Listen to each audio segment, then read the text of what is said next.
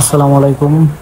আজকে আব্দুল মুনিম মেধাবৃত্তি পরীক্ষা 2024 ইংরেজি যেটা অনুষ্ঠিত হয়েছিল ওটার বৃত্তি প্রদান অনুষ্ঠান ও কৃতি ছাত্রগুলোর সম্বর্ধনা অনুষ্ঠান আজকে পাতন আবদুল্লাহপুর বালিকা উচ্চ বিদ্যালয়ে আছে।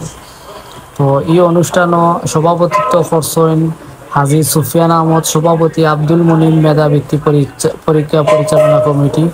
প্রধান অতিথি হিসাবে আসলা জনাবা সাবিনা খান পপি, কাউন্সিলর, লন্ডন টাওয়ার। বিশেষ অতিথি হিসাবে আসলা হাজী মতিউর রহমান, পৃষ্ঠপোষক হাজী মতিউর রহমান ও বদরুন্নেসা ফাউন্ডেশন। এর আগে আমি একটা জিনিস কইয়া রাখি, আব্দুল মুমিন মেধাবৃত্তি পরীক্ষা এটা 2003 থেকে অনুষ্ঠিত হওয়ার। বিয়ানীবাজার উপজেলার মাঝে পুরাতন কোনো বৃত্তি অনুষ্ঠান হইলে ওটাও আর কি। তো এটার এর পৃষ্ঠপোষক হইলা আব্দুল মুনিম পরীক্ষা প্রবাসী। তো এটা বেশ কয়েক বছর থেকে এই প্রোগ্রামটা অনুষ্ঠিত হয়। তো 2024 সালও প্রথম স্থান, তার নাম আমি আপনারা শুনাইয়ার এক এক করি সবাই ডাকি বৃত্তি প্রদান করা হয়।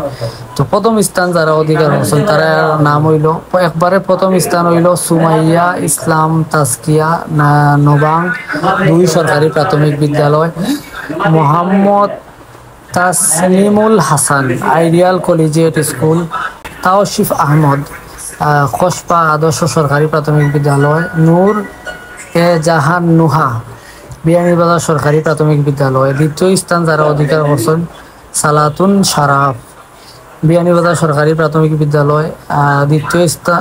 দ্বিতীয় স্থান অধিকার করছেন Mohammad Yusuf moonlight kinder garden. দ্বিতীয় স্থানও আরও নাম হইল কাজী জান্নাতুল ফারিহা জাবিন নয়াগ্রাম 2 সরকারি প্রাথমিক বিদ্যালয়, সাদিয়া জান্নাত কলি জারিফ হুসেন সামি বিয়ানীবাজার আদর্শ কিন্টার গার্ডেন, মেহজাবিন আমান মিথিলা খসিরবন্দ হাজারি শাহ সরকারি প্রাথমিক বিদ্যালয়। তৃতীয় স্থান যারা অধিকার হচ্ছেন তাদের কয়জনের নাম আমি আপনারা কইলাম, তাইবা আক্তার, নুজাইফা বাসার, আবু আশরাফ দিহান, ওরকম অনেকে।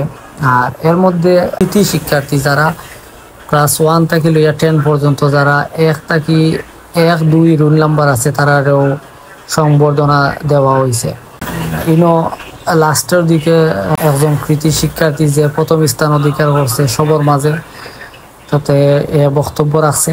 তো এটা বেশ কয়েক বছরে চলি। আর আমি বিশেষ করে ধন্যবাদ দেই আব্দুল মুনিম প্রবাসী, তাই নিজস্ব অর্থায়নে এই বৃত্তিটা অনুষ্ঠিত 2003 থেকে 2025 পর্যন্ত চালাইয়া দেওয়া গেছে। সর্বোপরি সবরে ধন্যবাদ আর ভালো থাকবা সব। আসসালামু আলাইকুম।